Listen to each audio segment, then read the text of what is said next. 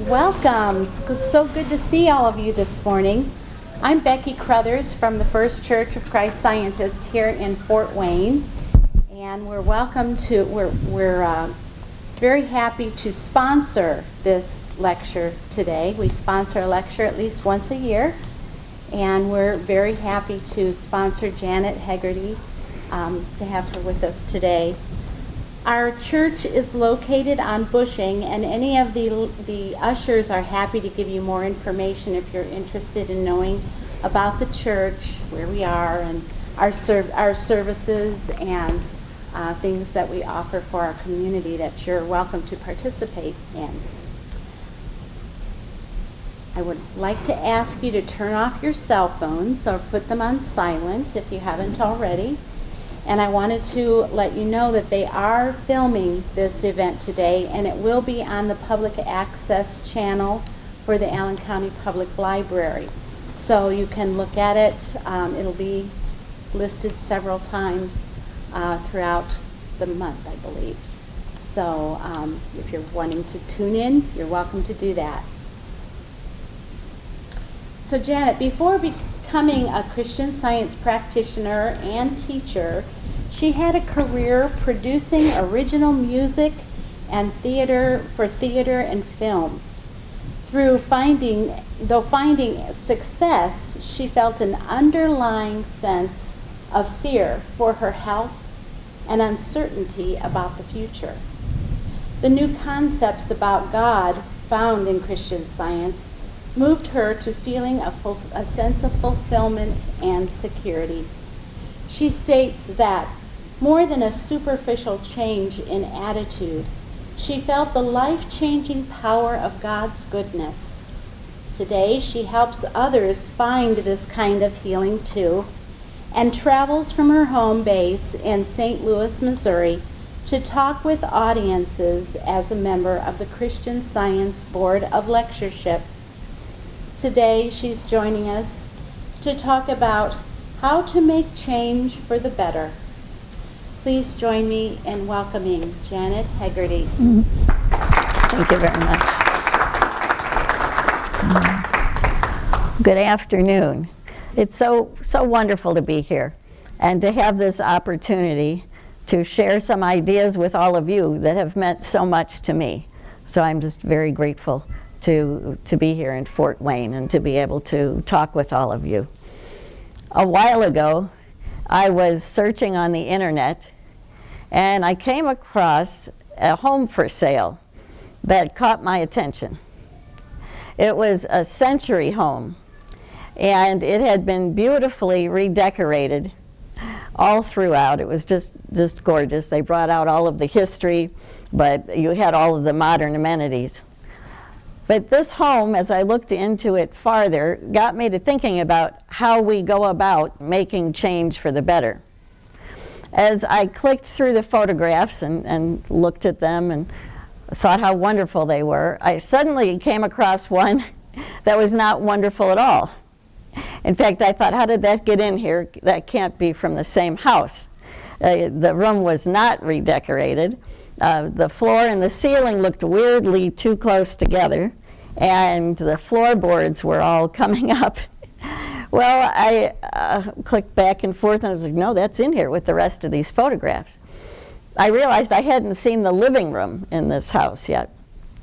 And so I went down into the advertising copy, and there it said that the home had a structural issue that had not been addressed. Apparently, the room that was a mess was the living room, and they had wanted to make it larger. And so they took out a wall to have two rooms combined to make a larger living room. The only difficulty was that that wall was the original exterior wall of the house, so it was a load-bearing wall, and they didn't do anything to reinforce that. You know, you can do this with an engineer and some good steel piers, but they hadn't done that. And so one of the exterior pictures of the home showed that the home was leaning and the wall was bulged out on that side of the home. Well, I was disappointed that it wasn't this wonderful home, but it made me realize why often when we try to make change for the better in our lives, we don't get too far. Because we're kind of like those homeowners, and we go all in for the redecorating. We work on the surface issues of our lives, and working on the surface doesn't solve the problem when the problem is a structural problem. So today, what we're going to be doing is we're going to be getting down to the structural issues of our lives.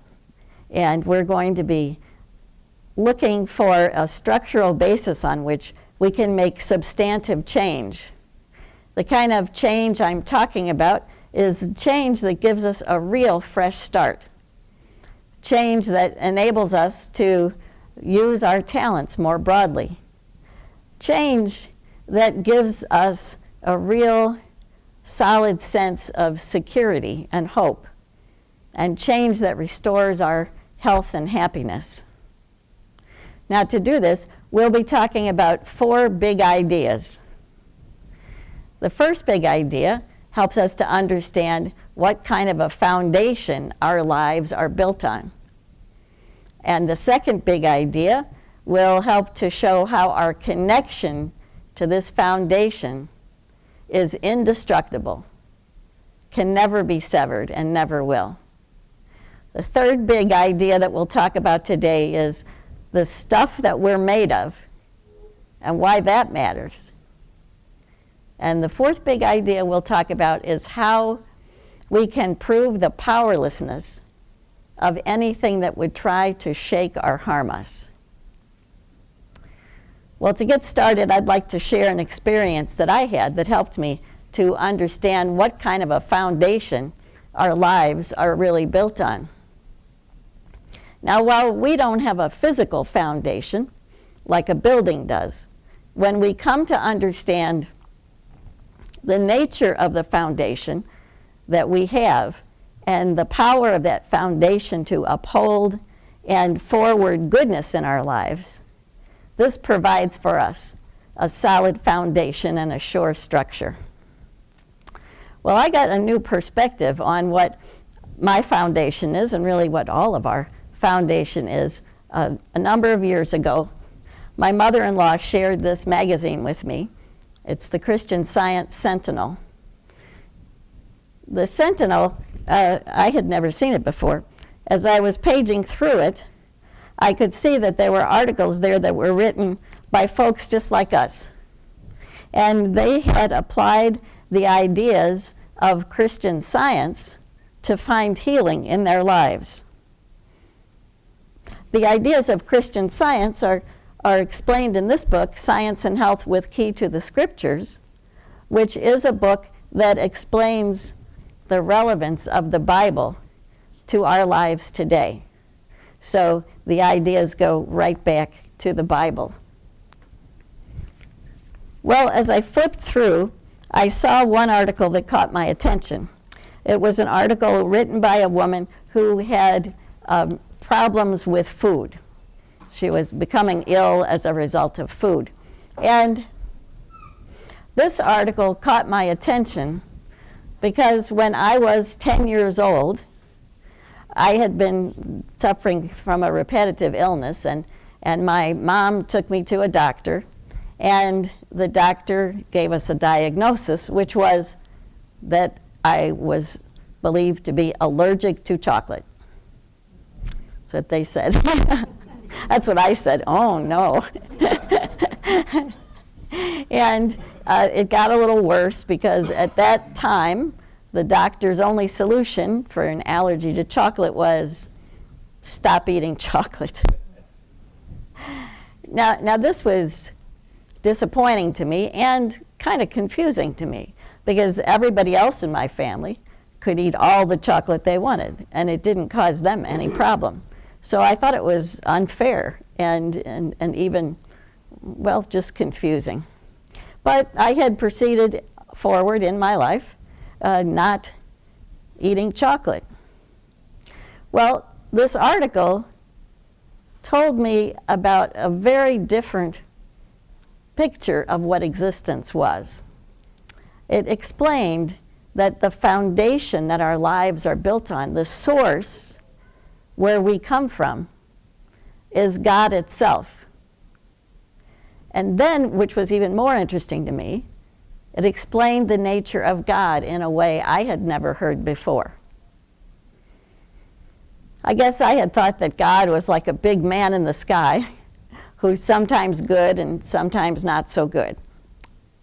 But this article was saying that God was only good, and it was showing the biblical basis for this idea, that God is only good, all the time, at all times, without reservation, and that God was all-powerful.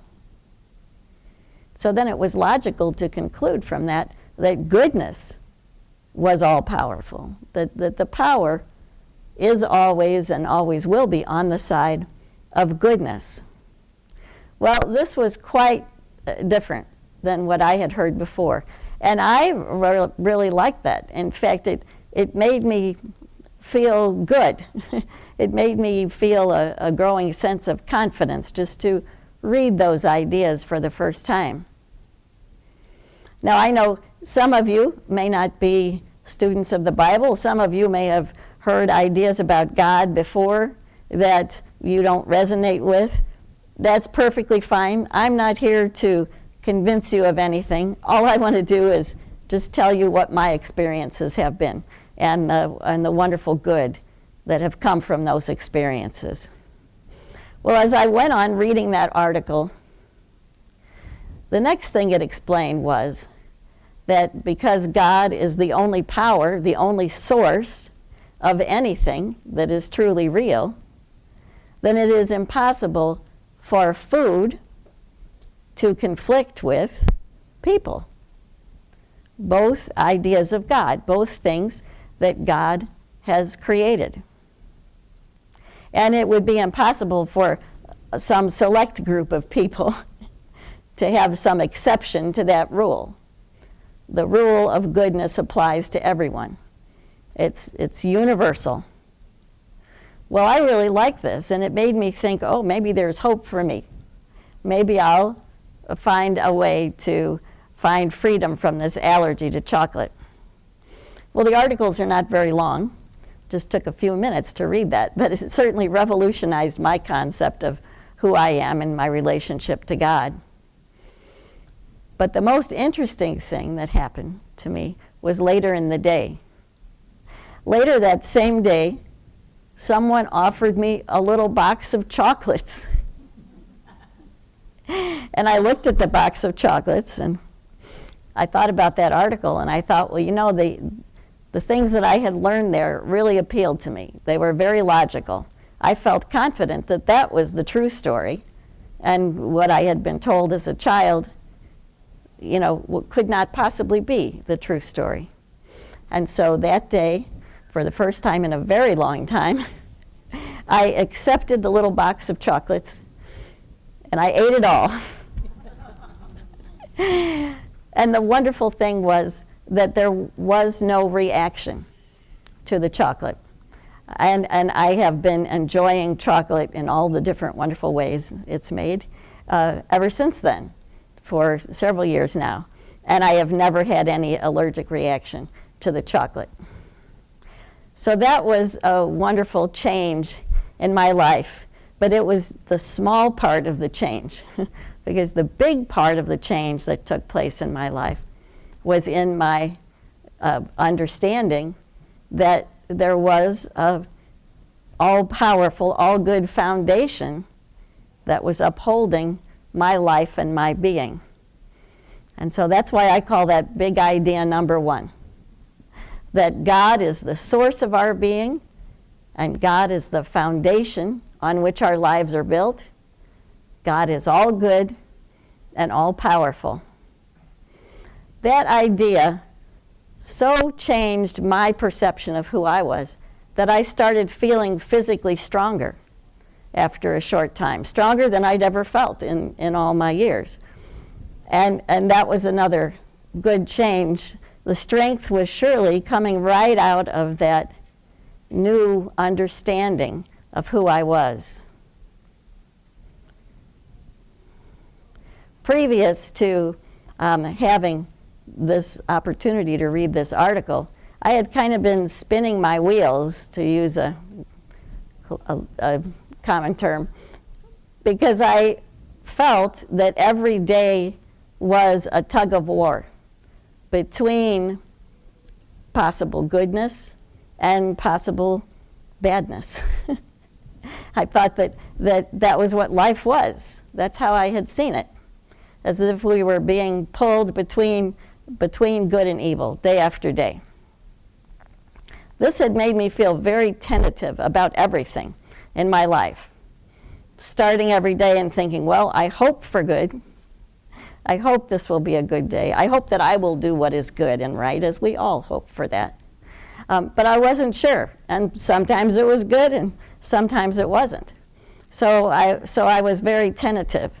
After reading this article, I had a new basis. I could see that, no, goodness is where the power is, and God, good, is helping me and all of us every day. God is helping us, moving us forward, encouraging and empowering the goodness in us and the goodness in everything surrounding us. Well, this was a real blessing for me and a real change. I'd like to talk for a minute a little bit more about the biblical basis for what I've been explaining. In the very opening verse of the Bible, it says, "In the beginning, God created the heaven and the earth." And then it goes on for 2 whole pages to talk about all the good that God had created and how wonderfully good it is. And that includes all of us, men and women made in God's image and likeness. This word beginning taught me a lot of things, because the word beginning can mean a point in time, but it can also mean the origin or the source of a thing. And in the Spanish and the Latin translations of the Bible, that word beginning is translated principio. And the word principio means the origin or the source of a thing, or the principle of a thing. In English, the word principle means the source or the basis or the foundation from which something springs.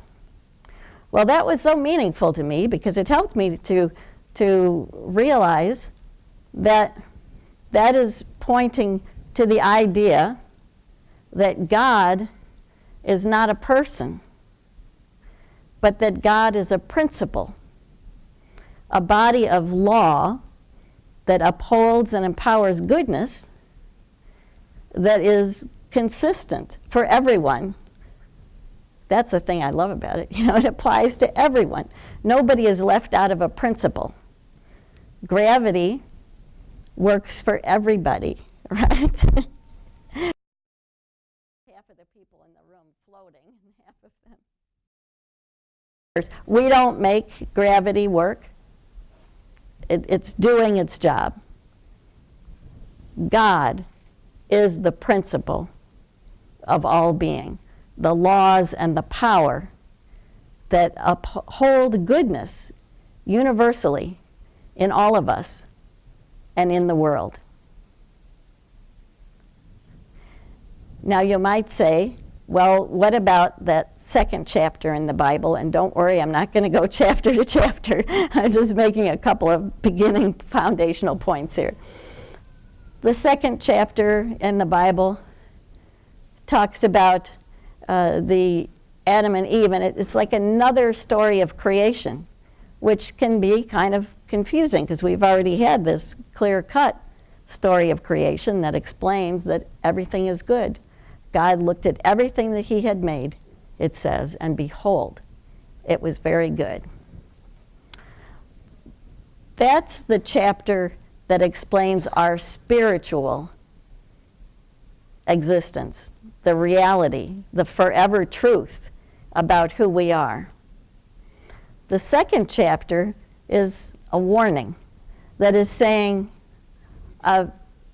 this is what happens if you forget who you are, if you forget that you're spiritual, if you forget that God is the source of your being, and get tempted to think that you could fail or be an exception or get sick. That's what the second chapter is pointing to. It's really making us alert to something that's very common today in our world, and that is that most people consider existence to be, like I did before I read that article, a mixture of good and evil. This push and pull of two opposite qualities.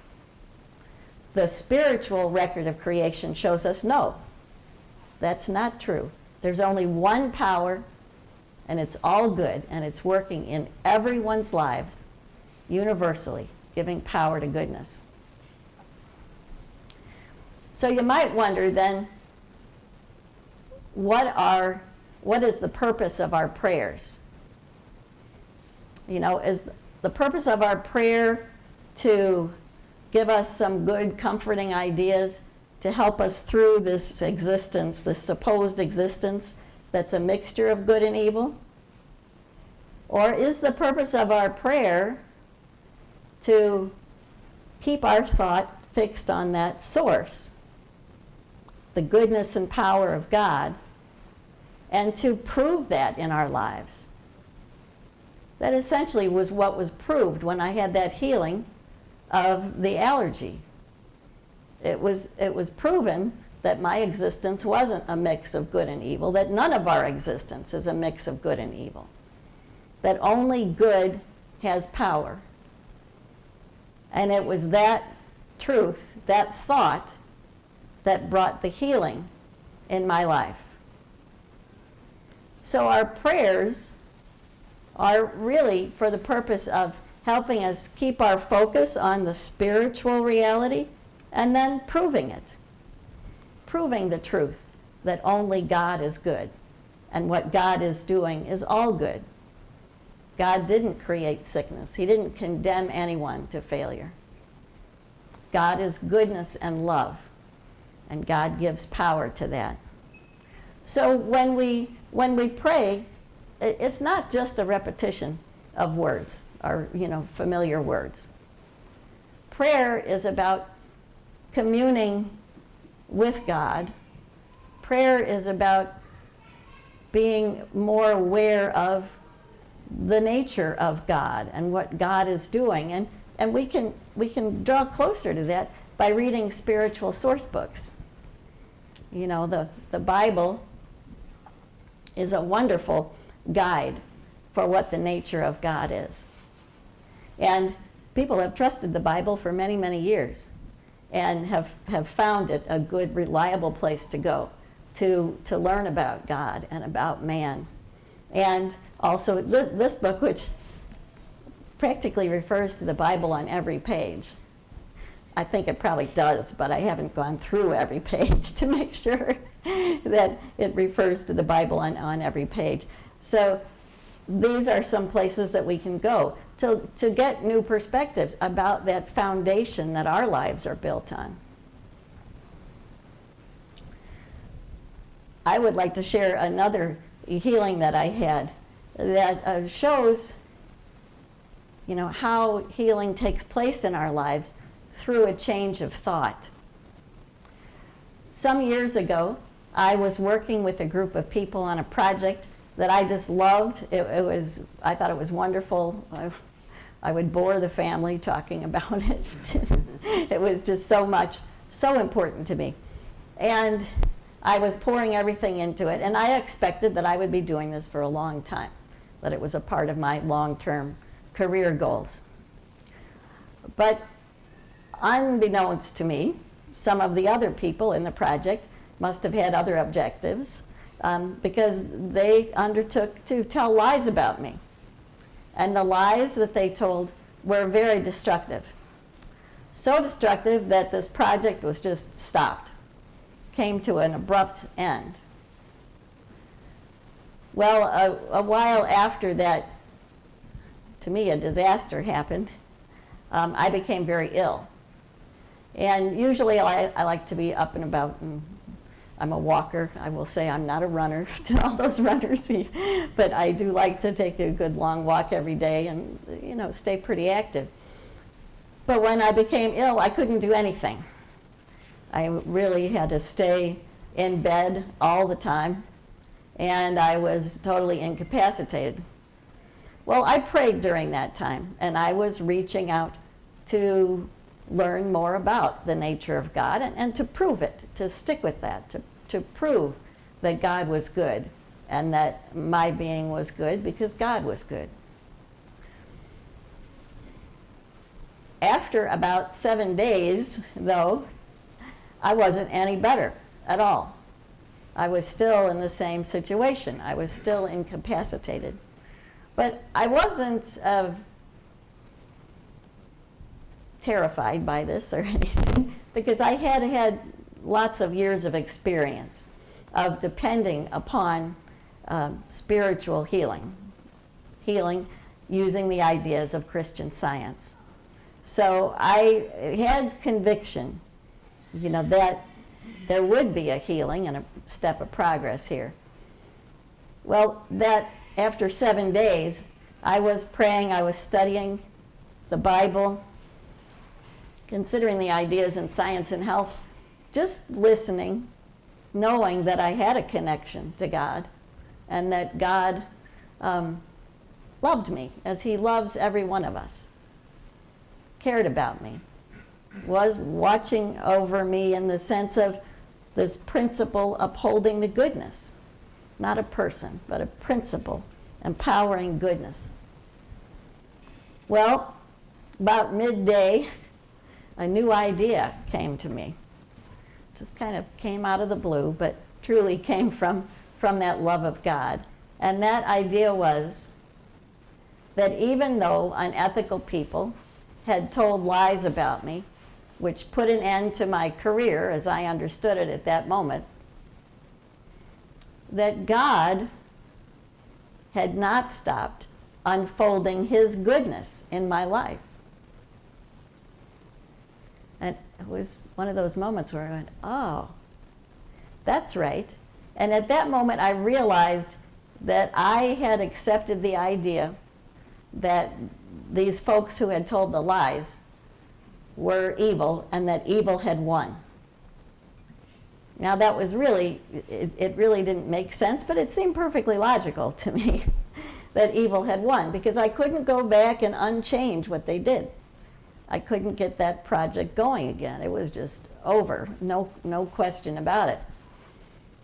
But this idea that even though all that happened and I saw all that bad stuff and it was, you know, destructive in my life, the fact was God had not stopped being God. God had not stopped unfolding His goodness in my life. Well, this was like just a tremendous deep breath to me to have that thought come to me. It was surely the love of God reaching my human consciousness. It was the touch of God's love. I felt, for the first time in over a week, extremely comforted, and I felt physically better. I could feel the symptoms that I had been suffering from just kind of melting away. And by the next day, I was free of anything that had related to this illness. I was up and about my business and putting the house back together, as you can imagine, after a week of not having Mom there. And it was really an interesting thing because I didn't know what was going to happen. I had no clue what God was unfolding. But I had the conviction that God was unfolding His goodness in my life, just as He does for every one of us. Persistent without fail. Principle that we can rely on. I knew that God was doing that. So I realized big idea number 2 which is that our connection to our foundation can never be severed. Honestly, I got fooled and thought it had. I thought that my connection to God had been severed. And that was being expressed in my physical being as discordant illness. But when I realized the mistake that I was making, it woke me up. And I found that my health was intact. We can't be separated from God, from our foundation, because of what God is doing. It wasn't what I was doing. It was what God was doing that caused me to have that healing idea. Remember, God is a principle that operates. God is love itself, loving us. God, love, is never going to stop loving you. No matter if you make a big mistake, no matter if somebody else is wicked, God doesn't stop loving us. That love is going on night and day. Wherever we are in the world, we are being loved by God, cared for, and watched over, and guided. And that was what I felt in that thought that came to me. That was God's guidance. He brought those ideas that I'd been studying to light. I'd been reading that for a week, but it was that inspiration of love, of God coming right to me and meeting me where I was and picking me up to where I needed to be, giving me the right idea. This activity of God loving you is why I can say without a doubt in my mind that every person in this room and everyone outside here is and always will be connected to God, to the principle that unfolds goodness in their lives. Because it is in the nature of God to do that. And God is constant, consistent, unfailing. Good.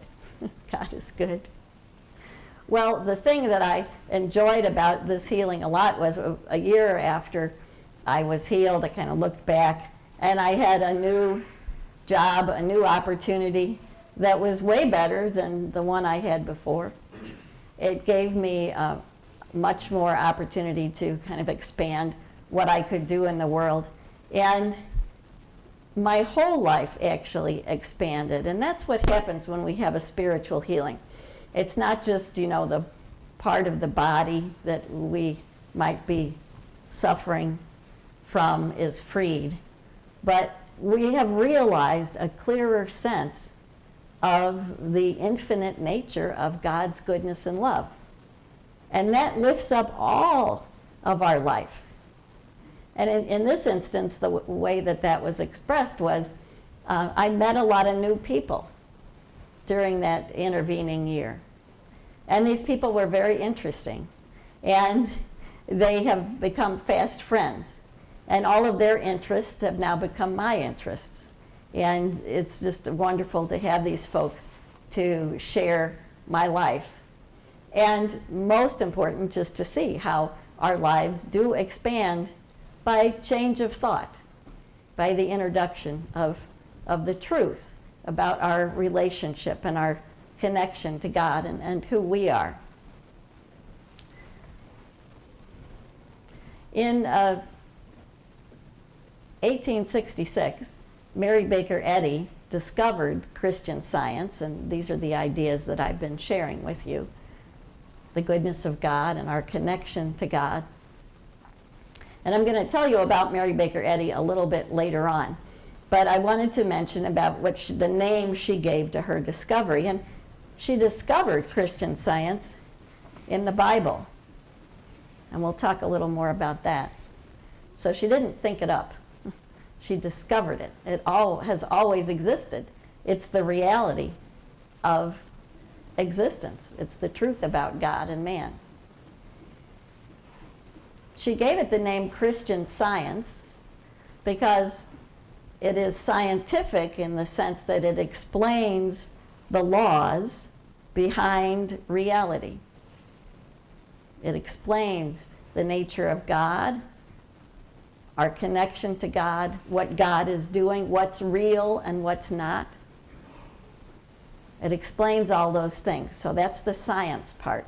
The Christian part of Christian Science comes from the life of Christ Jesus.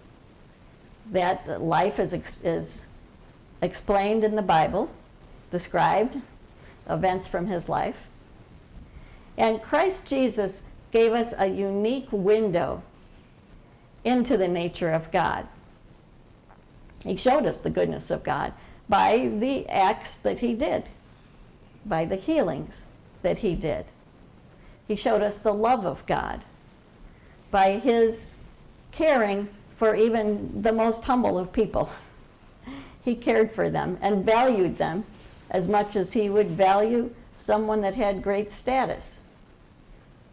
Jesus never thought anyone was without a reason to hope, because he could see this connection that we all have of God loving us.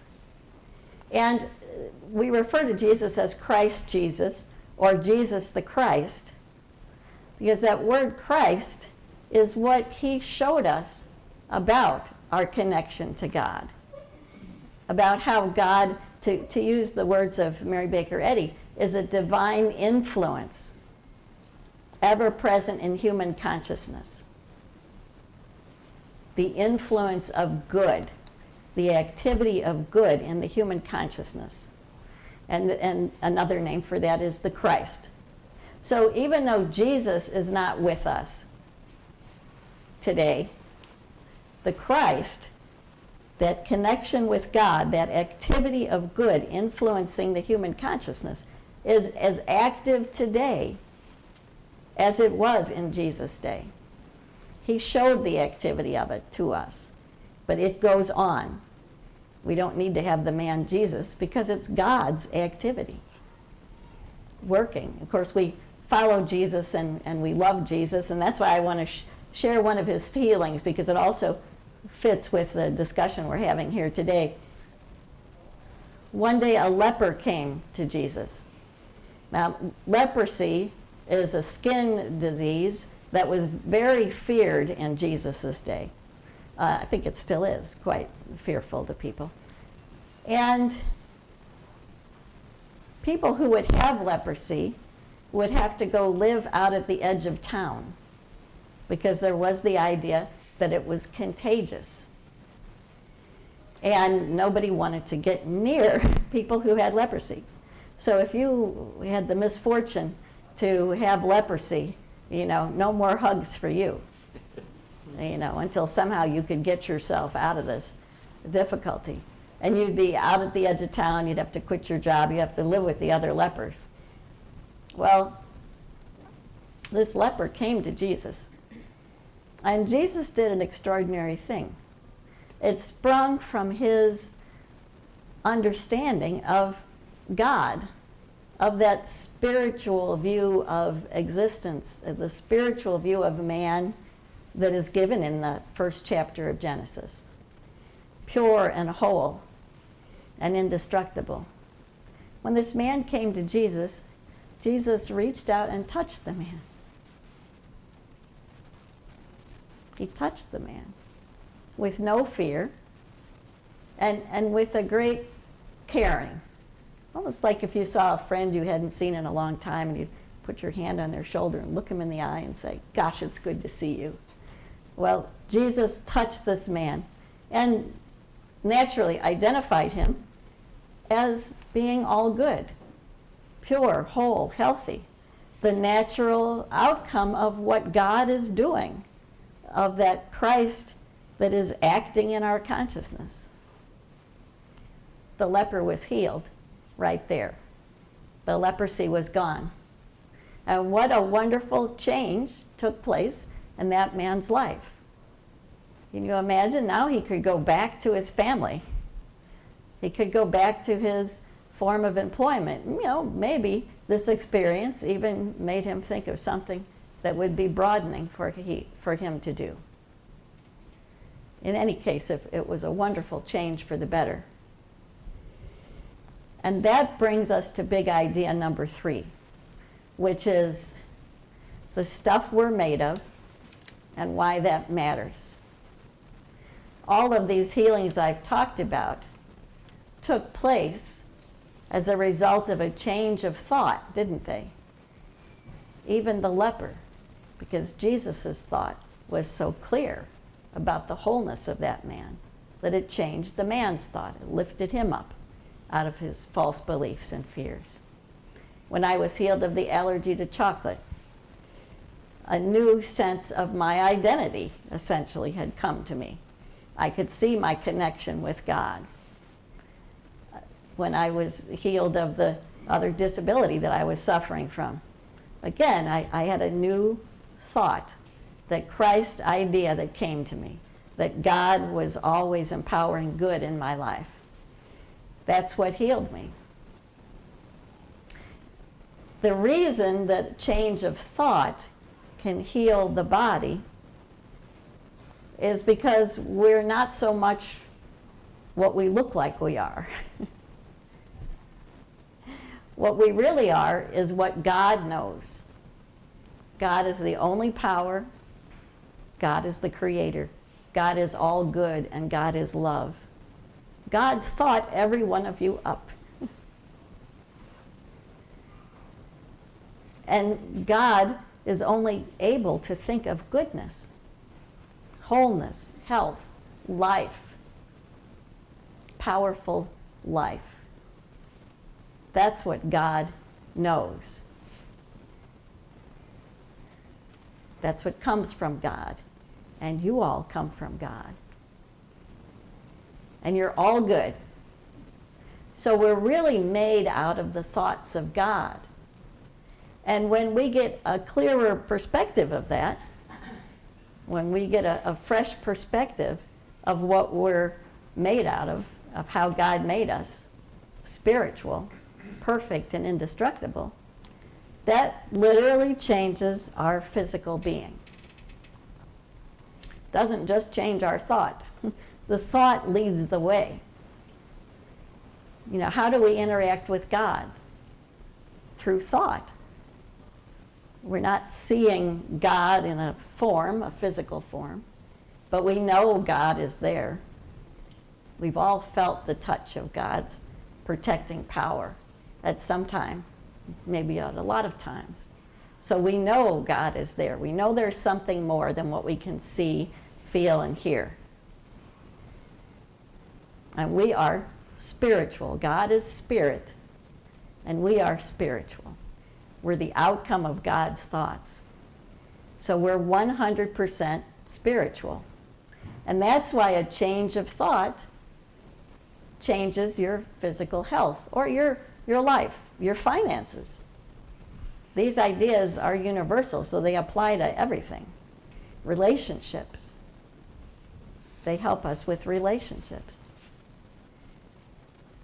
Because we're spiritual. We're not made out of muscles and bones and cells. We're made out of God's thoughts, what God knows. Granted, this can seem like a pretty radical idea. Today, in our world today, you watch a few commercials and you'll hear the opposite 50 times, you know. But it's true nonetheless, and people have been proving this power of God in our lives for over 150 years now. Mary Baker Eddy discovered Christian Science, and she wrote it down in this book, which she discovered. She discovered Christian Science in the Bible, and as a young child, she and her family were very much Bible students. They studied the Bible every day. Her dad made sure that they studied the Bible every day.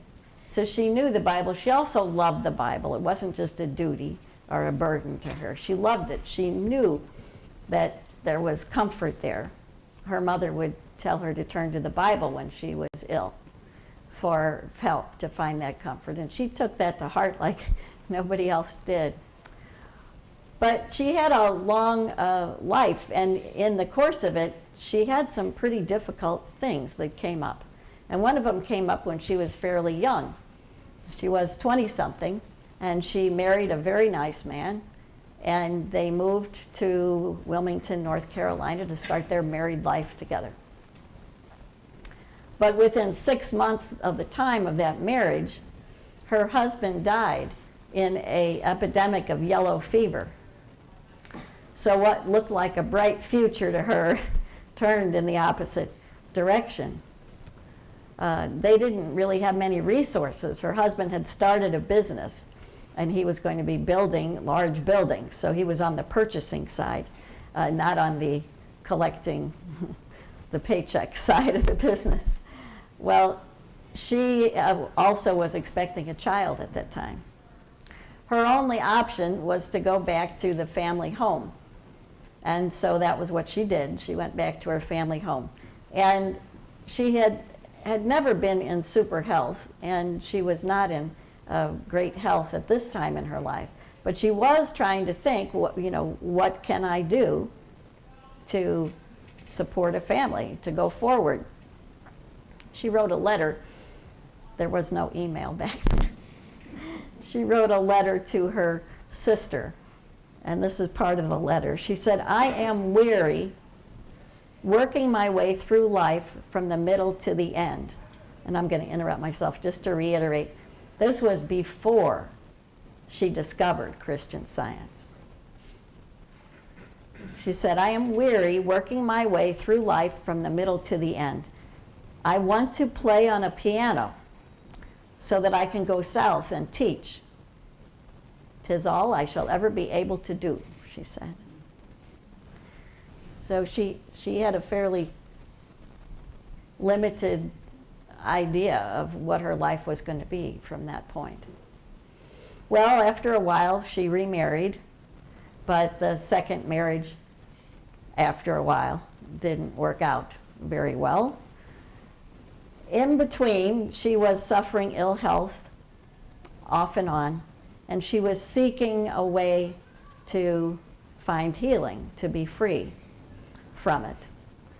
She gave a lot of thought and prayer to this. She also tried things that were common in her day.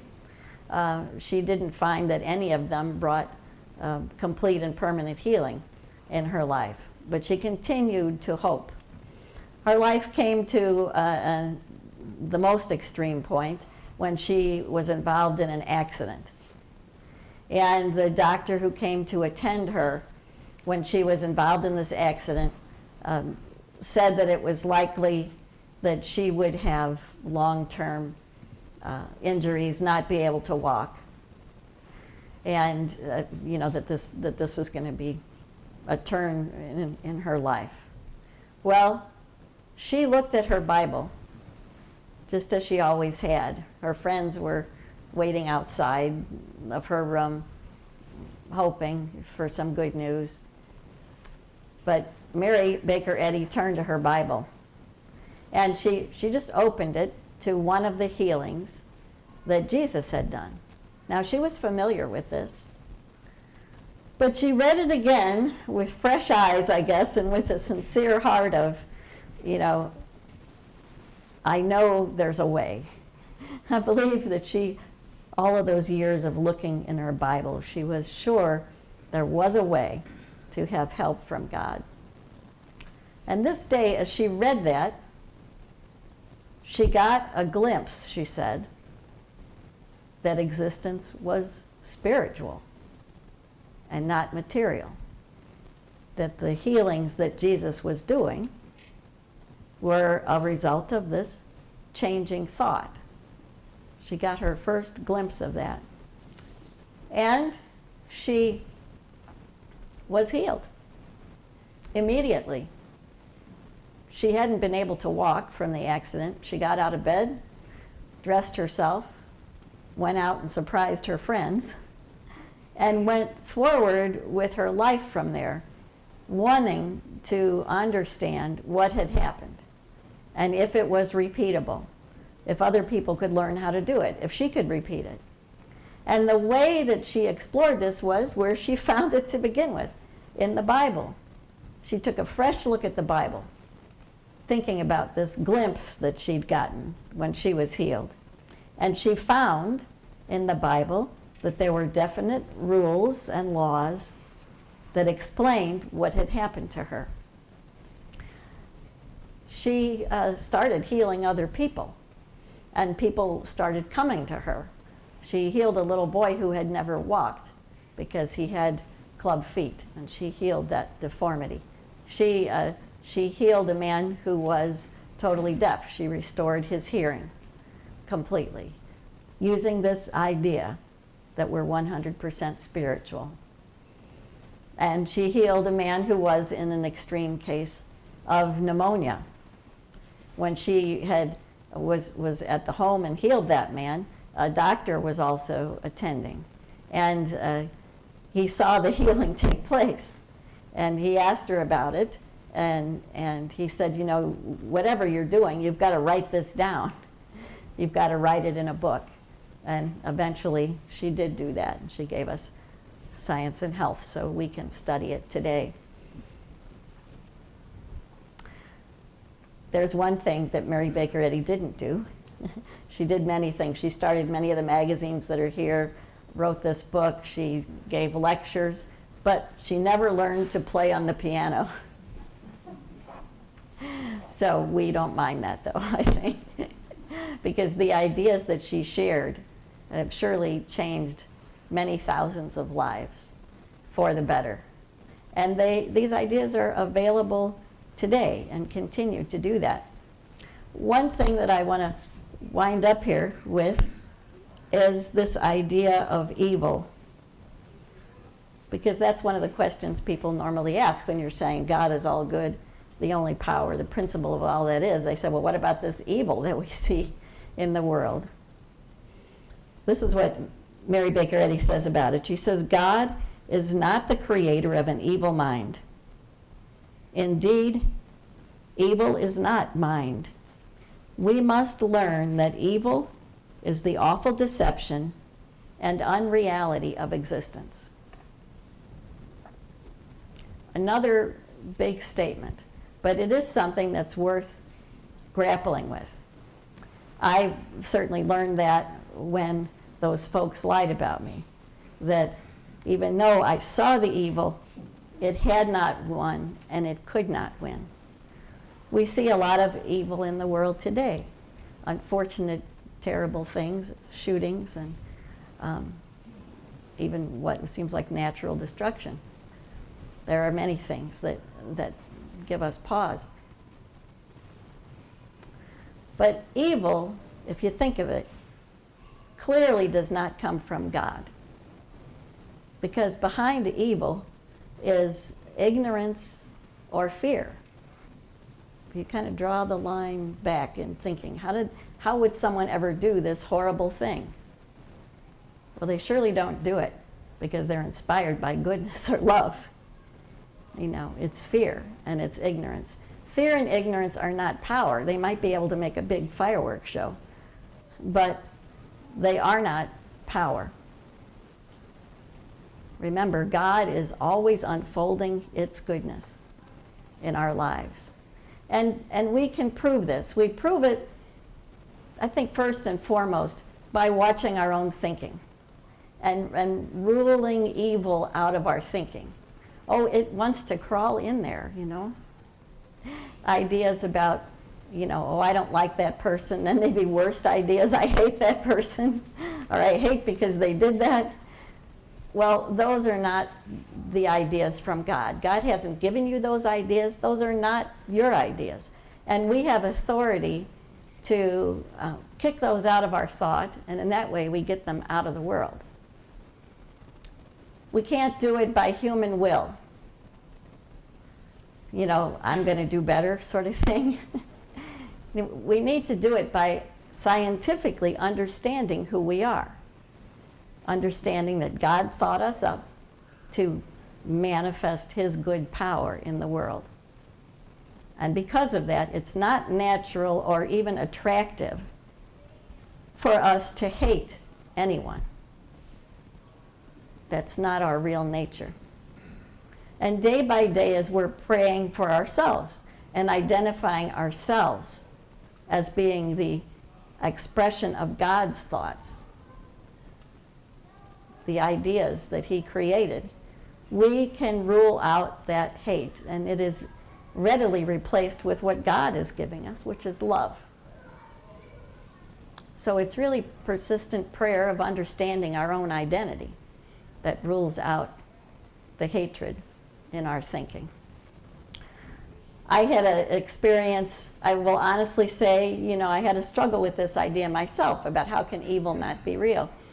But I had an experience that helped me, and this is the experience that brings out the fourth point we were going to talk about today, how we can prove the powerlessness of anything that would try to shake or harm us. One night, it was the middle of the night, it was about 2 o'clock in the morning, and all of the family was fast asleep. But I woke up kind of startled because it seemed like some big, unusual noise had awakened me. And I waited, and I didn't hear anything else. But the thought occurred to me, well, what if someone is breaking in somewhere and is stealing something? Well, I thought about, that just taking some time to pray, because I had more fear than, there wasn't like hearing more noise. And I prayed, and I thought about how God being a principle is everywhere. So I thought that God was in my house. His goodness, His harmony, His power was upholding and protecting everyone in my house, everyone outside of my house. And then it occurred to me, well, God is a principle operating everywhere. So whatever that sound was, wherever it was, that goodness is operating there. That God is empowering what is good right in that physical place. And this made me feel, more comforted and calm. It removed my fear. But then the thought came, hey, but you said there was a thief. And, did God make thieves?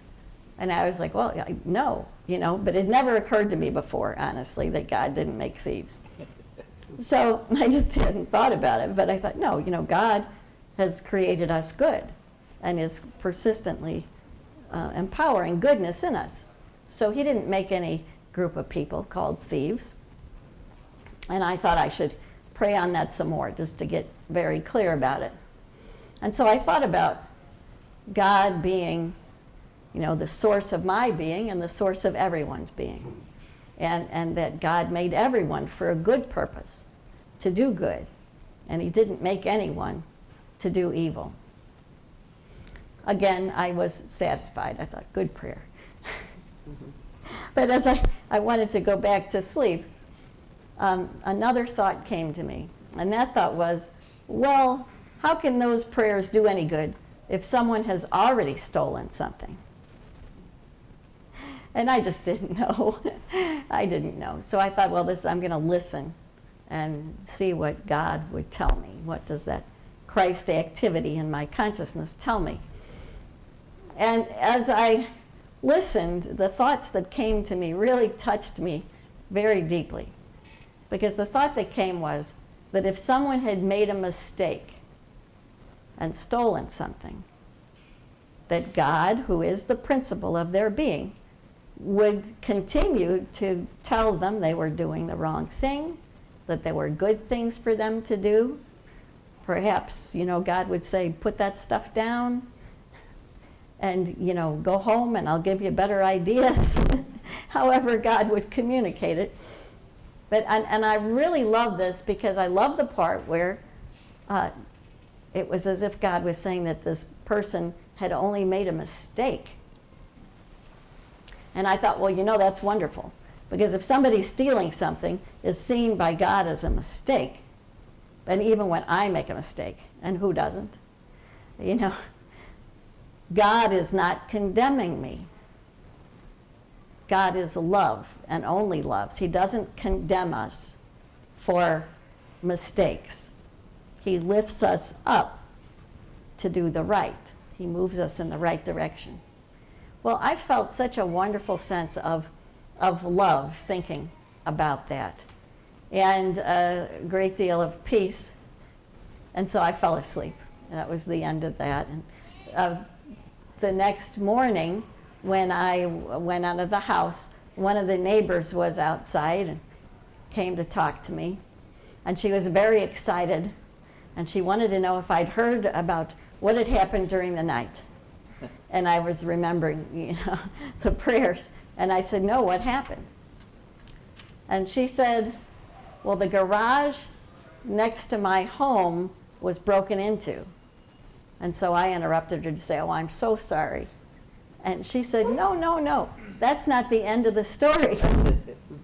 And I was like, okay, what happened? She said, well, they took several items out of the garage. But every single item that they took out of the garage was found 3 houses down the street, dropped on the front lawn. And they had taken a very careful survey, and there was nothing missing. Everything was found that had been taken.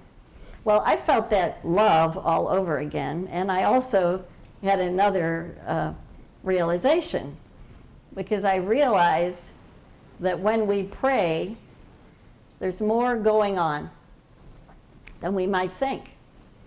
There I was in my bed praying, for my family and my peace and all that. But when I felt that touch of love, that Christ idea that came to me, it wasn't just for me. It was the activity and the power of God going on that night. And I realized that it's kind of like if you're in a dark room on a sunny day, and one person walks over to the windows and opens the window shade up. That sunlight doesn't just come on the person who opens the window shade. The sunlight comes on everybody. And this is what is happening when we pray and we feel that power of God meeting our need. It's not just for us. It goes out into the world. It reaches others. It's felt as we're feeling it by others. It's really a tremendous power. And it's something that we are all participating in, even though we don't know it. You might think you're sitting there in your favorite chair in the sunshine, studying and praying, and it's just for you, but it's not for you. You're doing something very wonderful there. You're changing the world for the better, one thought at a time. You're participating in God's love for all of us. And your prayers go out and change the world. So let's go do it, okay? Let's go change the world for the better. We have it within this room to make tremendous positive change in the world, because God is working with us. So, gave you a big job, but you can do it. Mm-hmm. And I join you. Thank you for coming.